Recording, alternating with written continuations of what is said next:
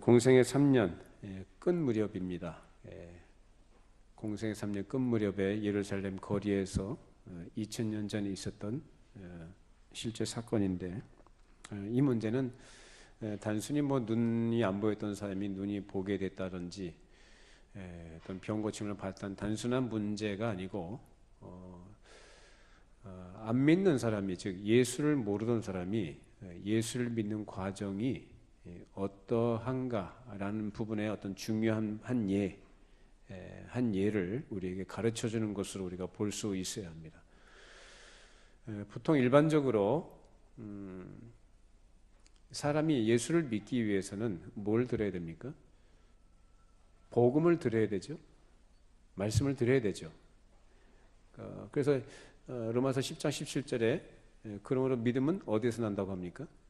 들음에서 나며 그 그리스도의 말씀으로 말미암았다라고 말씀합니다. 그러니까 들어야 알아야 되고, 그 아는 지식이 있어야 그 후에 나중에 믿음과 어떤 확신을 갖게 되는, 이런 것이 바로 사람이 예수를 믿게 되는 과정으로 알려져 있습니다. 자, 그런데 오늘 이 본문에 나오는 이 맹인은 태어나면서부터 맹인이었고, 그래서 이 사람은 계속 쭉 거리에서, 사람들이 많이 다니는 길거리에서 이 구걸을 하면서 그 생계를 유지해 나갔던 사람입니다. 그러던 어느 날 예수님께서 제자들과 함께 그를 지나가시다 보시고 그의 눈을 고쳐주신 사건이 오늘 본문에 기록이 되어 있죠. 자, 그런데 이 맹인의 경우는 예수님이 누구신지 모르는 상태에서 믿는 사람이 되는 상태에 이르는 과정을 우리에게 가르쳐 줍니다. 일반적으로는 먼저 복음을 듣고 그 들은 것을 토대로 해서 이제 그 지식, 아는 것으로 인해서 어떤 확신을 갖게 되는 것, 이런 것들이 이제 성령께서 역사하시는 그런 구원에 이르는 믿음을 갖게 되는 과정이라고 할 때, 이 사람은 그 경우가 좀 달라요. 아주 독특한 경우라고 할 수 있습니다. 예수님에 대해서 이 사람은 아는 게 없다고 그랬죠. 단순하게 예수님은 사람들이 하는 소리들을 들은 정도, 예수라는 사람이, 젊은 사람이 어떤 병자를 고쳐줬다, 또는 그런 소문들이 자자하지 않았겠습니까? 그래서 사람들이 모여서 수군거리는 소리를 들은 그 정도 차원에서만 예수님에 대한 아주 단편적이고 단순한 그 지식을 갖고 있었는데, 그런 상태에 있는 사람이 믿게 됐다는 거예요. 그것도 아주 오랜 기간이 아니라 짧은 기간에 일어난 일입니다. 그 계기는 물론 자기 눈을 뜬 것으로 시작됐는데, 이런 경우는, 그래서 예수님께서 다른 병자들을 고쳐주시는 경우들과는 다른 경우입니다.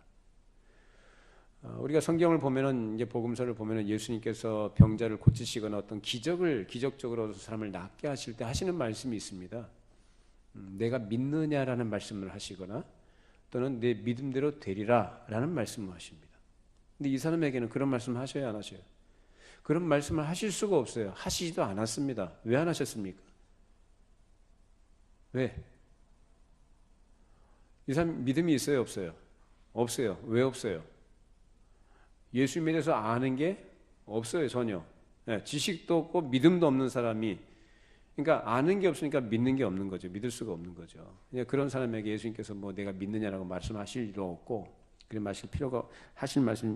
말씀하실 필요가 없었던 것입니다. 이 맹인은 길거리에서 그저 지나가는 사람에게 구걸하는 사람이었고, 예수께서 오신다는 것도 몰랐을 것이고, 설령 사람들이 옆에서 수근거리는 소리를 듣고 예수라는 사람이 왔구나라는 정도는 인식을 했겠습니다만은, 그런 가운데서 그가 할 수 있는 것이 전혀 없었다는 겁니다. 도움을 요청합니까? 내 눈을 뜨게 해달라고 합니까? 어떤 예수님에 대한 희망과 기대를 가지고 있었을까요? 전혀 없습니다. 완전히 백지와 같은 상태에서 예수님께 대해서 자기가 할 수 있는 말도 없었고 기대할 것이 없었던 것입니다. 그저 평상시와 같이 사람들에게 구걸하는 그런 말을 했겠죠. 그런데 우리 주님께서는 그 사람에게 돈을 주시거나 물질을 주시는 것이 아니라 그에게 가장 중요한 것을 주십니다. 중요한 것이 뭘까요? 보는 거겠죠. 못 보니까, 보이지 않으니까 구걸하면서 겨우겨우 살아가지 않습니까? 겨우겨우. 사람에게는 보는 것이 필요합니다. 물론 돈도 필요하죠. 근데 예수님은 그에게 돈을 주신 게 아니라 보게 하신다는 거예요. 육신의 눈뿐만 아니라 영혼의 눈까지도 뜨게 해주십니다. 그에게 생명이 들어가도록 성령께서 역사하셨던 겁니다. 생명이 들어간 그에게 점차적으로 자기가 믿고 구원받는 진리가 무엇인지를 알며 그 안으로 들어가게 된 것입니다. 즉 자기의 눈을 뜨게 한 분에 대해서 그 권능과 신령한 예수님이 누구신가에 대해서 생각하지 않을 수 없는 그러한 상황으로 성령께서 그 사람을 몰아 넣으신 것입니다. 그 증거가 이 사람이 눈을 뜨고 난 이후에 그를 신문하는 바리새인들에 대한 태도와 그들의 그릇된 주장에 반박하는 말에서 여실히 드러납니다. 오늘 본문 말씀 9장 24절 34절 읽어보시죠. 이에 그들이 맹인이었던 사람을 두 번째 불러 이르되 너는 하나님께 영광을 돌리라. 우리는 이 사람이 죄인인 줄 아노라. 대답하되 그가 죄인인지 내가 알지 못하나 한 가지 아는 것은 내가 맹인으로 있다가 지금 보는 그것이니이다. 그들이 이르되 그 사람이 내게 무엇을 하였느냐 어떻게 내 눈을 뜨게 하였느냐 대답하되 내가 이미 일러서도 듣지 아니하고 어찌하여 다시 듣고자 하나이까 당신들도 그의 제자가 되려 하나이까 그들이 욕하여 이르되 너는 그의 제자이나 우리는 모세의 제자라 하나님이 모세에게는 말씀하신 줄을 우리가 알거니와 이 사람은 어디서 왔는지 알지 못하노라. 그 사람이 대답하여 이르되 이상하다. 이 사람이 내 눈을 뜨게 하였으되 당신들은 그가 어디서 왔는지 알지 못하는도다. 하나님이 죄인의 말을 듣지 아니하시고 경건하여 그의 뜻대로 행하는 자의 말은 들으시는 줄 우리가 아나이다. 창세 이후로 맹인으로 난 자의 눈을 뜨게 하였다함을 듣지 못하였으니 이 사람이 하나님께로부터 오지 아니하였으면 아무 일도 할 수 없으리다. 자, 바리새인들이 이 사람을 신문하니까 그 바리새인들에게 대해서 이 사람이 아주 당당하게 논리적으로 자기의 생각과 자기가 가진 인식을 그렇게 밝히고 있습니다. 그에 앞서서 그의 부모들은 유대인들이 먼저 그 부모를 불러서 신문을 했죠. 그러니까 그 부모들이 뭐라고 합니까? 우린 그가 누가 그를 눈뜨게 했는지는 우린 모른다. 그 사람에게 물어봐라. 그가 장성했으니까 성인이 됐으니까 내 아들한테 물어보십시오라고 애둘러서 이렇게 얘기하죠. 왜 그랬을까요? 누구든지 예수를 그리스도라고 시인하면 출교하기로 결의를 했거든요. 그러니까 유대 사회에서 쫓겨난다는 것은 사망 선고와 마찬가지거든요. 그러니까 그게 무서웠던 거죠. 그러니까 바리새인들 앞에서 주눅이 들어가지고 예수라는 분이 고쳐줬다 그렇게 말을 못한 거예요. 근데 그런 부모와 달리 이 사람은 자기가 눈을 뜬 이후에 예수님이 누구신가에 대해서 생각을 했고 그 생각 끝에 그 바른 인식을 갖게 됐고 그 바리새인들 앞에서 자기가 알고 있는 것을 양보하지 않고 위협에 굴하지 않고 당당하게 예수님에 대해서 고백을 했던 것입니다. 이것이 바로 성령께서 사람 안에 역사하시는 증거입니다. 이처럼 성령께서 사람 안에 어떤 분명한 인식을 갖게 하시고 어떤 것을 깨닫게 하시고 믿음을 갖게 하실 때는 양보 안 합니다. 누가 뭐라고 해도. 자기가 확신한 그 길로 걸어갑니다. 흔들리지 않고 걸어갑니다. 물론 모든 사람들이 일거에 획일적으로 동일하게 동일한 수준에서 어떤 같은 길과 어떤 같은 방향 또 처음부터 그렇게 같은 경험을 하는 건 아니지만 성령께서 그 안에 총명을 갖게 하실 때는 그 총명에 의해서 전에 알지 못했던 것들을 깨닫게 되고 그리고 관심을 갖지 않았던 것들에 대해서 관심을 갖도록 하게 하신다는 겁니다. 이렇게 하나님께서 그를 구원하시기 위해서 성령의 역사로 그에게 새 생명을 주시고 그 새 생명이 필연적으로 자기 마음 가운데 알고 있는 가장 미미한 하나님 나라에 대한 지식을 가지고 출발하고 이제 점차적으로 그것이 그 다음 단계를 향해서 나아가게 하십니다. 그래서 이런 깨달음이 있는 사람은 그래서 성령께서 그 안에 알게 하신 사람은 평소에 자기가 관심을 두지 않았던 것들, 느끼지 않았던 것들에 대해서 이제 관심을 가지고 그런 것들을 확인을 하면서 계속 새롭게 깨닫고 나가게 됩니다. 그래서 이 사람 안에 지금 맹인인 이 사람 안에서 지금 그 역사가 일어난 것입니다. 사람이 예수를 모르던 상태로부터 예수를 믿고 구원받는 상태로 들어오는 과정의 시간이 얼마나 걸리는지는 우리는 알 수가 없습니다. 왜냐하면 그것은 사람의 겉으로 나타나기보다는 사람의 심령 안에서 일어난 신비적인 일이기 때문에 그렇습니다. 그래서 어떤 사람은 모태신앙이지만은 오래도록 교회에서 신앙생활을 한다고 하지만은 진리가 무엇인지 제대로 알지 못하고 깨닫지 못하고 나중에 깨닫게 되는 경우도 있고, 어떤 경우는 성인이 돼서 중간에 복음을 듣고 그 복음을 듣고 나서 오랜 시간 동안 교회에 있었던 사람과 달리 그 즉시로 그 복음이 무엇인지를 바르게 깨닫고 그 진리를 붙들고 살아가는 사람들이 있기도 합니다. 이처럼 사람마다 다 달라요. 중요한 건 뭐냐면은 가장 먼저 중요한 일로서 어떤 경우든지 간에 외부로부터 복음이 그 사람에게 들어가야 한다는 것입니다.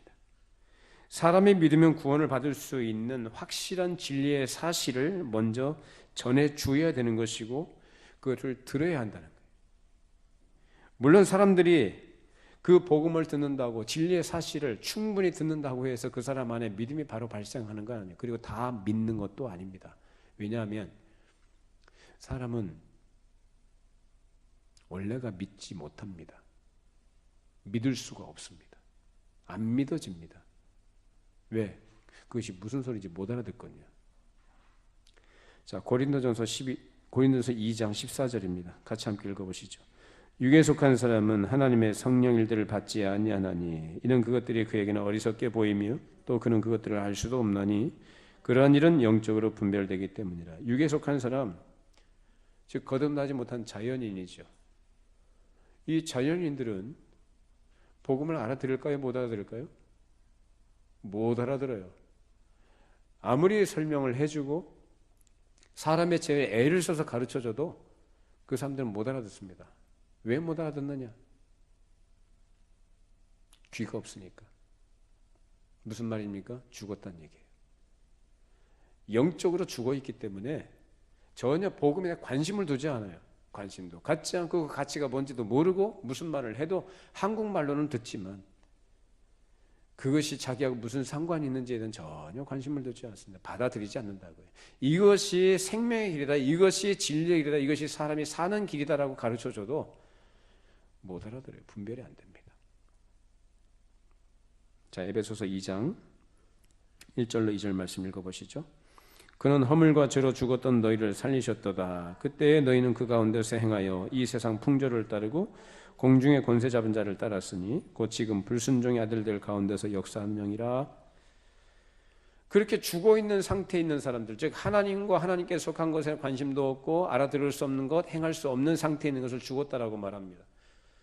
그래서 생물학적으로 죽었다라고 표현하는 이 세상에 보통 세상에서 말하는 죽음과는 다른 것이죠. 하나님과의 관계가 정상화되지 않은, 관계가 회복이 되지 않은 상태에 있는 것이 바로 죽은 겁니다. 그런 사람들이 무슨 말을 알아듣겠습니까? 어떻게 복음을 분별하겠습니까? 어떻게 이것이 하나님의 말씀이라는 것을 알아듣겠습니까? 오직 성령으로만 알아듣습니다. 그래서 예수님께서도 여러 말씀들을 하시죠. 자기를 따르던 사람들에게 계속 말씀을 가르쳐 천국 복음을 말씀하십니다. 그렇게 하시면서 뭐라고 하시죠? 들을 귀 있는 자는 들으라 라고 말씀하십니다. 들을 귀 있는 자가 누굽니까? 그 안에 생명을 주신 자들이 들을 귀 있는 자예요. 그 안에 생명이 없는 자들은 들을 귀가 없어요. 들을 귀가 없다는 건 뭐냐? 못 알아듣는다 이 말이에요.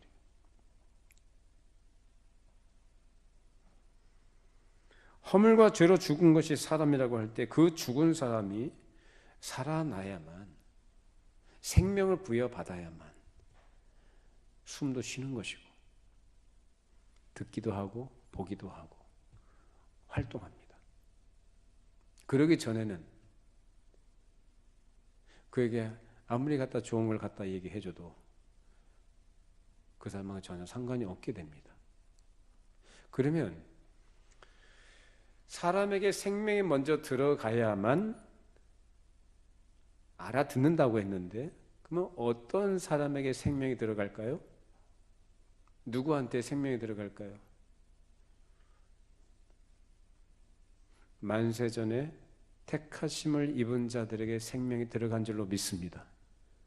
만세전에 택하심을 받은 자들, 예수 그리스도의 공로가 입히울 자들, 그래서 하나님께서 영생을 주시기로 작정된 자들, 그들에게 하나님께서 생명을 넣어 주십니다. 이제 생명을 넣어 주시면 이제 그들이 산 자가 되어서 귀가 생기는 거예요. 그래서 말씀을 들을 때, 아, 저거 진리구나. 저것이 하나님의 말씀이구나. 저것이 참된 하나님의 말씀이구나라는 것을 깨달아 알게 되는 거죠.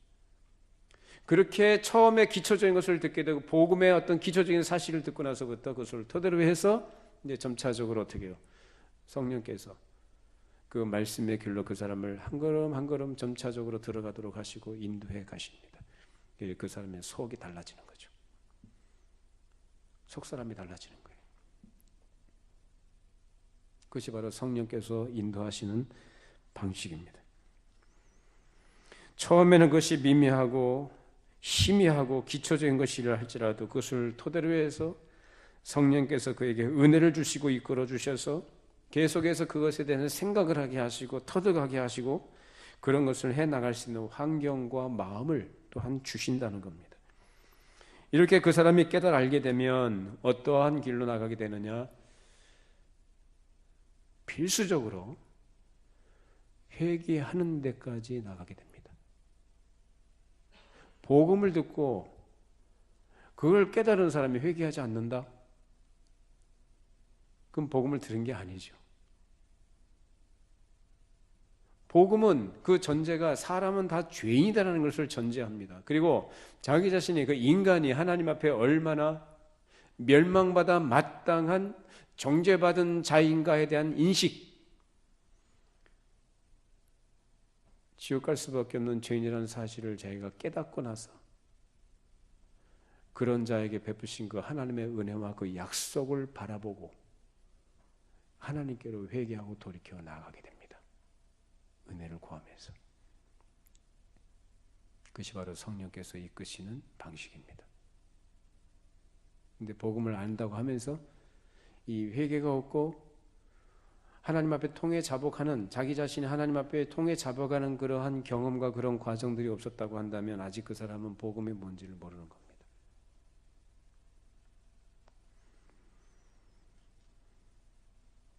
오늘 이 맹인의 이야기는, 이 이야기 자체는 간단해 보이지만은 그 과정에서 안 믿던 사람이 자기가 받은 작은 빛을 토대로 해서 성령께서 주시는 은혜로 깨달아가는 과정의 한 예를 우리에게 보여주고 있습니다. 그런 구원의 은혜를 깨달아 알게 될 때에 그 사람은 당연히 그 안에 감사하는 마음이 생기는 것이고 예수 그리스도 이외에는 다른 소망이 없다는 절실한 감정이 움직여서 그 이후로는 누가 뭐라고 해도 그 확신을 가지고 그 옳다는 확신으로 그 길로 걸어가게 되는 것입니다. 오늘 이 맹인이 바로 그런 사람입니다. 이 사람은 처음에 예수님이 누구신지 잘 몰랐습니다. 그러나 자신이 눈을 뜨게 된 이후로 그 육신의 눈뿐만 아니라 영적인 눈까지 뜨게 된 것은 주님을 만난 때로부터 시작이 된 것입니다. 그 눈이 보이지 않을 때 길거리에서 구걸하던 그에게 예수께서 땅에 침을 뱉어서 그 진흙으로 눈에 발라주시고 실로암 못에 가서 씻으라 명령하셨습니다. 일반적으로 네가 믿느냐? 믿는 대로 되리라 그것도 아닙니다. 네가 자리를 들고 일어나 걸어가라 그것도 아닙니다. 그냥 실로암 못에 가서 씻으라는 말씀하십니다. 그러면 정말로 예수님을 모른다면 예수님 이제 지금 이 사람 처음 만난 거예요. 그러면 알지도 못하는 사람이 갑자기 눈에 갖다 뭘 바르고 나서 실로암 못에 가서 씻으라고 하는 이 말이 상식적으로 납득이 될 말이며 이해가 되는 그런 말입니까? 말도 안 되는 얘기고 당신이 뭔데 나한테 이래라 저래라 하냐 할 수도 있는 문제인데 그렇지 않겠습니까? 거부할 수도 있는 거 아니겠습니까? 근데 이 사람은 그러지 않아요. 왜 그러지 않았을까요? 예수님의 말씀이 권위 있는 말씀이에요. 뭔가 거부할 수 없는, 거스를 수 없는 신령하고 권위 있는 말씀으로 그에겐 들렸고, 그래서 그 말씀에 두말 없이 순종하고 갔습니다. 이것이 누구의 역사일까요? 그 사람의 마음이 좋아서요? 아니요. 성령께서 그 마음에 역사하신 것입니다. 그래서 주님의 음성에 두말 않고 순종한 겁니다. 중요한 것은 그 사람의 눈에 무엇을 바르셨을 때 그 맹인이 발라주신 그분에 대해서 어떤 마음이 생겼다는 거죠. 의심이 난 것도 아니고 거부하는 것도 아니었고 왜 그러시냐 따지고 드는 것도 아니었어요. 그 과정에서 아무 말은 없었지만 그 마음속에 무언가가 일어나고 있었다는 것입니다. 그것이 바로 예수님을 향한 긍정적이고 적극적인 마음입니다. 여러분, 긍정적이고 적극적인 마음, 이 사람이 그 안에 있었다는 거예요. 발생한 거예요. 마음이.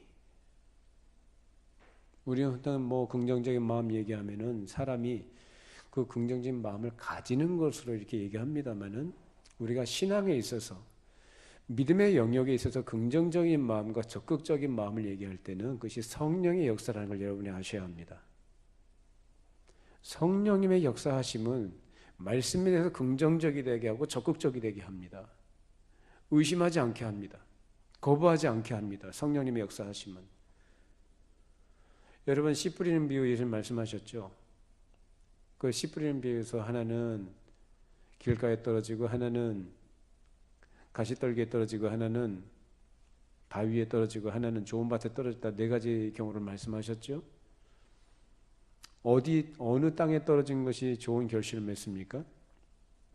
좋은 땅입니다. 여러분 마음이 좋은 땅이 되기를 바랍니다. 좋은 땅이요. 가시도 친 마음 말고, 딱딱하게 굳어진 마음 말고, 돌짝밭 같은 그런 마음 말고, 부드러운 마음, 좋은 마음.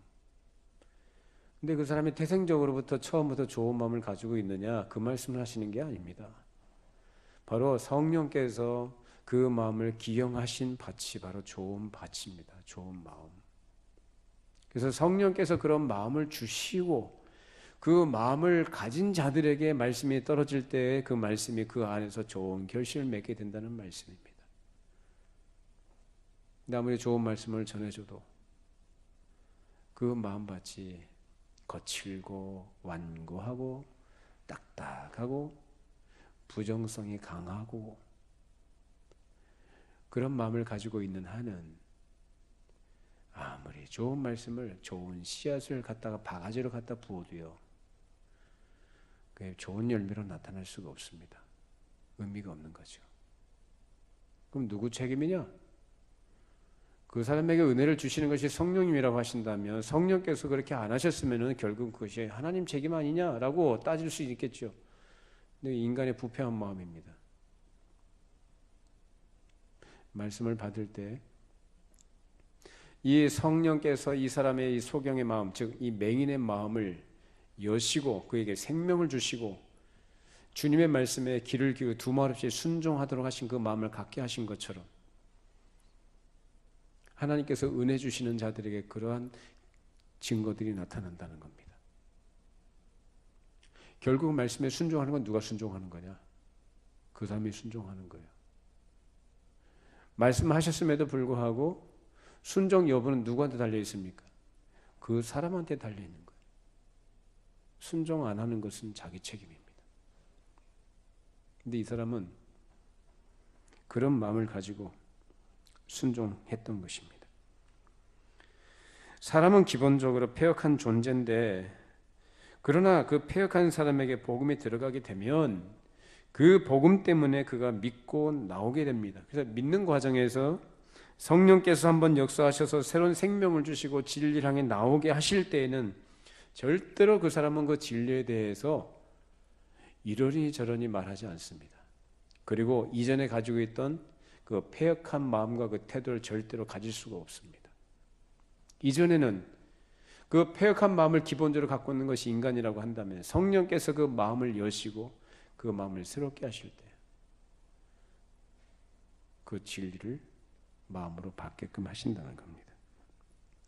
이렇게 하나님께서 구원하시려고 성령의 역사로 일어나는 마음은 결코 반신반의하거나 거부하거나 부정적인 태도를 취하지 않고 그 마음이 하나님께서 주신 거룩한 마음으로 완전하게 변화가 됩니다.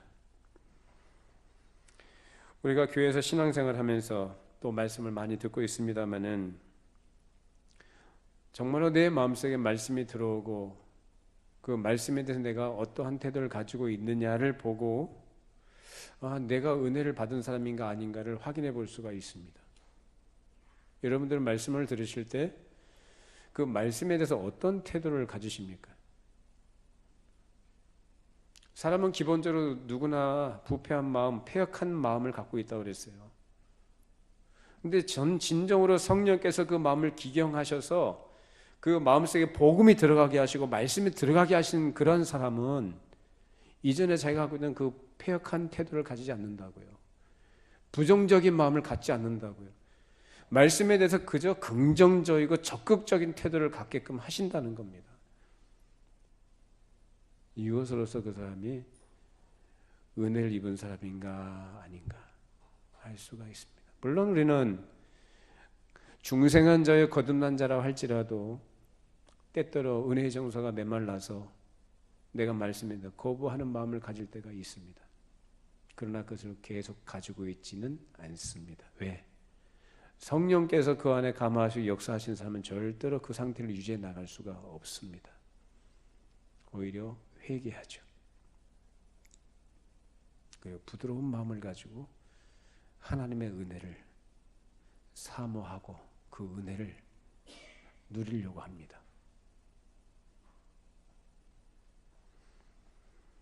이 맹인은 바로 하나님께서 주시는 그 거룩한 마음을 가지고 신뢰한 곳으로 간 것이지 패역한 마음을 그대로 가지고 있다가 신뢰하면서 눈이 떠진 사실 때문에 비로소 마음이 변한 것은 아닙니다. 왜냐하면 그렇게 눈이 떠지는 사실이 100번 있어도 수백 번 있어도 사람 마음이 얼마든지 변하지 않을 수 있거든요. 패역한 마음이. 그러니까 사람이 어떤 기적을 경험하고 이적을 체험한다고 해서 그 마음이 변하는 것은 아닙니다. 그러니까 이적을 경험했느냐 기적을 경험했느냐 그 자체가 중요한 게 아니라 누가? 성령께서 그 마음을 어떻게 하셨느냐, 성령께서 그에게 생명을 주셨느냐의 여부가 중요한 것이죠. 실제로 사람이 불치병이 낫는다고 그 사람이 예수 믿는다는 보장이 있습니까? 있어요, 없어요? 없죠. 자기가 당면한 문제, 극한 상황 속에서 어려운 문제가 해결받으면 그 사람이 정말로 예수를 믿고 나올 수 있나, 이러한 일에 대해서 보장이 있습니까? 없습니다. 기적적인 어떤 일을 경험한다고 해서 그 사람이 마음이 변화되는 게 아니라 그 말입니다. 그걸 기적신앙, 기적을 믿는 사람이 변화된다? 아니요. 희한한 기적이 일어난다는 사실을 믿는 사람들은 많이 있습니다만은 그런 기적신앙이 구원 얻는 믿음은 아닙니다. 이건 잘 여러분이 들어보셔야 돼요. 여러분 기적 일어나는 거 믿으십니까? 그래요. 기적이 있다는 걸 안 믿는 사람들도 있는데 그래서 안 믿는 사람은 믿는 게 낫죠. 기적이 일어나는 걸 믿는 사람은 의외로 많이 있어요. 근데 그런 사람들이 다 구원 얻는 신앙의 사람들이냐? 아니다라는 겁니다. 그런 사람들은요, 안 믿을 사람은 사람이 죽었다가 살아나도 안 믿어요. 오늘 바리새인들이 이 맹인을 모르겠습니까? 한두 해 살았던 사람도 아니고 자기들과 같이 늘 길거리에서 구걸하던 사람, 그 맹인, 그 사람이 눈 뜨고 왔잖아요. 바리새인들이 봤어요, 안 봤어요? 보고 확인했습니다. 인정합니까, 안 합니까? 안 하죠. 오히려 반박하고 의심하고 어거지로 자기들이 생각하고 있는 틀에 현실을 인정하지 않고 자기들이 생각하고 있는 틀에 그걸 억지로 꽤 맞추려고 합니다. 아니지 않느냐라는 거예요, 자꾸. 그것이 바로 부패한 마음을 갖고 있는 사람의 모습입니다.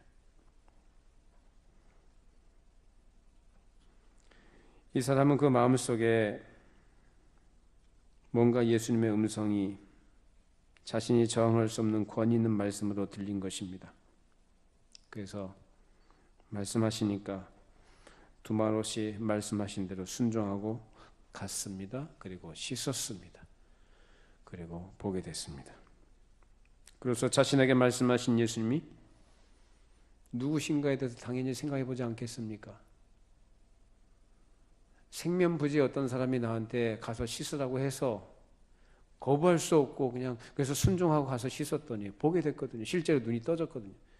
자기 눈을 뜨게 해준 사람이에요. 그러면은 고맙구나 그걸로 끝나겠습니까? 그럼 이분이 누구신가 생각하지 않겠어요? 그래서 그런 생각하는 것으로 그래서 그런 예수님에 대한 인식을 갖게 된 거죠. 그래서 그가 가진 인식을 바리새인들 앞에서 어떻게 표현하느냐? 자, 요한복음 9장 32절 같이 읽어보시죠. 창세 이후로 맹인으로 난 자의 눈을 뜨게 하였다함을 듣지 못하였으니 이 사람이 하나님께로부터 오지 아니하였으면 아무 일도 할 수 없으리다. 창세 이후로 맹인으로 난 자의 눈을 뜨게 한 일이 없는데 이 사람이 하나님으로부터 온 사람이 아니면 어떻게 눈을 뜨게 할 수 있겠느냐라는 거예요.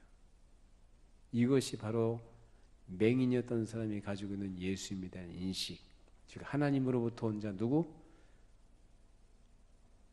구원자, 하나님의 아들. 야, 이렇게까지 인식하고 알게 되기까지 얼마나 시간이 걸렸나요? 몇 년 걸렸습니까? 아니죠. 아주 짧은 시간 안에 형성이 됐습니다. 그리고 그래서 애써 부정하고 인정하지 않는 그 당시 종교 권력자들 앞에서 추호의 양보도 없이 아주 당당하게 논리적으로 오히려 그들의 그릇된 주장을 반박하면서 증거합니다. 그런데 이 바리새인들은 이런 맹인과 달리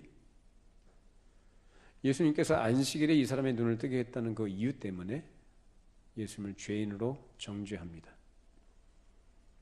그러면서 하는 말이 뭐라고 합니까? 야, 이 사람이 안식일에 눈을 뜨게 했으니까 이 사람이 안식일을 범했으니까 죄인이다. 어떻게 죄인이 이런 일을 할 수 있느냐라는 거예요. 죄인이. 이 사람은 아주 굉장히 편협하고 그리고 율법에 대해서 자기들이 다 알고 있다고 생각을 하고 율법을 자기는 스스로 잘 지키고 있다고 생각을 하면서 그저 형식적으로 기계적으로 지킵니다. 안식일에 보는 의미가 뭔지, 안식일을 어떤 의미로 지켜야 되는지는 전혀 관심이 없어요. 본질적인 것이 뭔지는 몰라요. 그저 형식적으로 지키는 거예요. 기계적으로. 그리고 그것을 범한 사람, 즉 안식일이라는 시간에 어떤 형식을 지키지 않는 사람을 정죄하는 거예요. 그래서 예수님을 죄인이라 취급했던 것입니다. 자, 그렇다면 예수님을 죄인이라 취급을 하고 맹인이었던 사람이 눈을 뜨게 된 것을 애써 부정하고 인정하지 않는 이런 사람들은 그 하나님 보실 때 어떤 사람인가? 주님 보실 때 어떤 사람이냐? 자, 요한복음 9장 35절 41절 말씀 읽어보시죠. 예수께서 그들이 그 사람을 쫓아냈다는 말을 들으셨더니 그를 만나사 이르시되 내가 인자를 믿느냐? 대답하여 이르되 주여 그가 누구시오니까 내가 믿고자 하나이다. 예수께서 이르시되 내가 그를 보았거니와 지금 너와 말하는 자가 그이니라. 이르되 주여 내가 믿나이다 하고 절하한지라. 예수께서 이르시되 내가 심판하러 이 세상에 왔으니 보지 못하는 자들은 보게 하고 보는 자들은 맹인이 되게 하려 함이라 하시니 바리새인 중에 예수와 함께 있던 자들이 말씀을 듣고 이르되 우리도 맹인인가? 예수께서 이르시되 너희가 맹인이 되었더라면 죄가 없으려니와 본다고 하니 너희 죄가 그대로 있느니라. 누가 맹인입니까? 누가 죄인입니까? 스스로 본다고 하는 사람들이에요. 스스로 자기들은 다 알고 있다고 생각하는 사람들, 자기들은 전혀 결함이 없다고 생각하는 사람들, 이 사람들이 맹인이에요. 이 사람들은 죄인이에요. 나면서부터 맹인이었던 이 사람은 예수님을 만나서 그의 육신의 눈뿐만 아니라 그의 영혼의 눈까지 뜨고 예수를 믿게 된 반면에 겉으로 자기 자신들은 모자람이 없으며 모든 것을 보고 판단할 수 있는 위치에 있다고 생각한 바리새인들은 그 스스로 자신들의 맹인임을 드러낸 것입니다. 이처럼 스스로 본다고 한 사람은 맹인입니다. 자기는 스스로 다 보고 판단할 수 있다고 생각하는 사람은 사실상 아무것도 못 보는 사람이고 아무것도 모르는 사람입니다. 그것을 예수님께서 지적을 하신 것입니다. 예수님께서 세상에 오신 목적에 대해서 말씀하시죠. 내가 의인을 부르러 온 것이 아니라 죄인을 부르러 왔다라고 말씀하시면서 또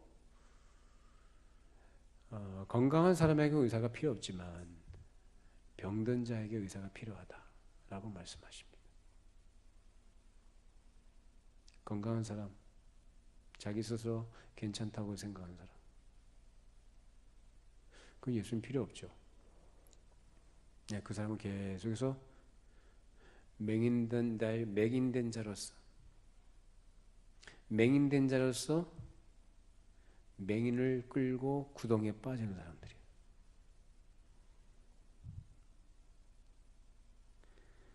그러나 예수님께서 찾으시는 사람은 이 맹인과 같이 아무것도 볼 수 없고 기댈 곳도 의지할 곳도 없는, 아무 소망도 능력도 없는 사람입니다. 그런 사람을 하나님께서 불쌍히 여기시고 찾아오시고 은혜로 대접해 주시고 눈을 뜨게 해주시고 구원에 이르도록 하십니다. 예수님께서 초반에 제자들이 던진 질문에 대해서 하신 말씀 기억하시죠? 지난주에 살펴봤었죠.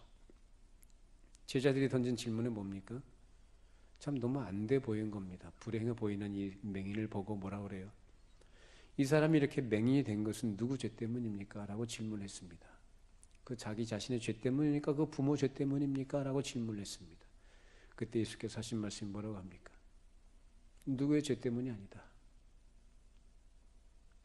이 사람을 통해서 하나님께서 하시고자 하시는 일을 나타내고자 하심이라. 아주 놀라운 말씀하십니다.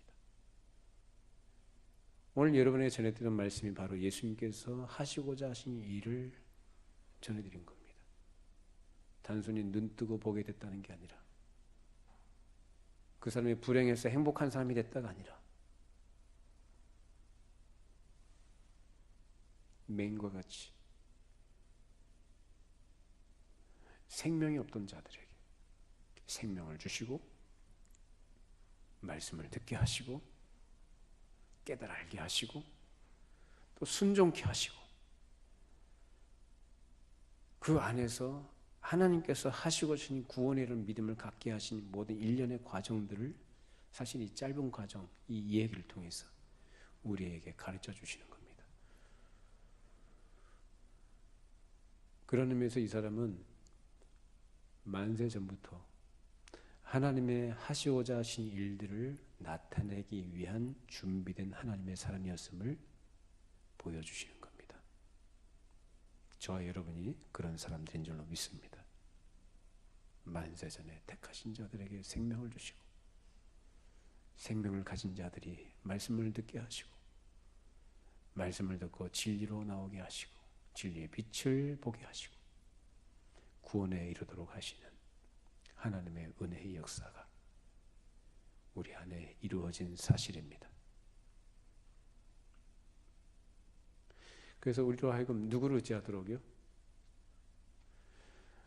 우리의 우리됨은, 우리가 하나님의 백성됨은, 하나님의 자녀됨은 철저하게 하나님의 은혜에 근거한 것이다라는 거예요. 그 은혜로 부름받고 그 은혜로 구원받은 하나님의 백성들이 누구만 바라보고 의지하라? 예수 그리스도만 바라보고 그에게만 소망을 두고 그로부터 주시는 위로로 힘을 얻고 하나님을 생명의 주인으로 인정해드리며 그를 따라가도록 하시기 위한 하나님의 일하심인 것입니다. 우리에게 그런 은혜를 주셨습니다. 감사하고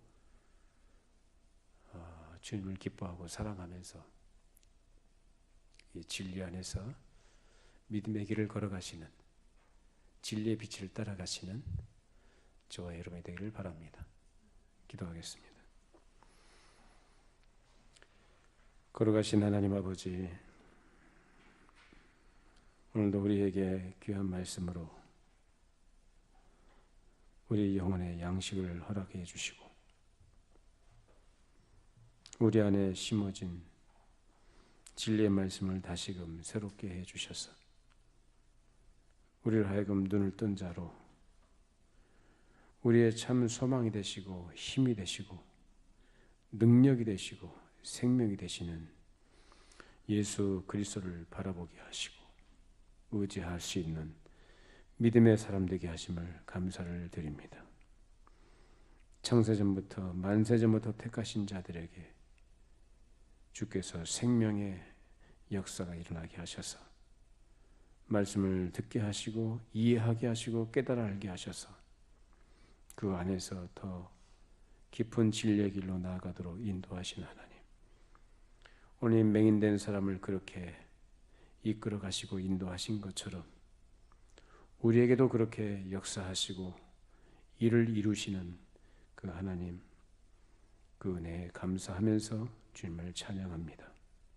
우리의 평생에 주께서 부르시는 그날까지 진리 안에 저희들이 거하게 하시고 우리 인생의 유일한 소망이 되시는 예수 그리스도만을 바라보고 의지하며 믿음으로 언제나 즐거이 순종하는 주의 백성들이 되게 하여 주시옵소서. 예수님의 이름으로 기도합니다. 아멘.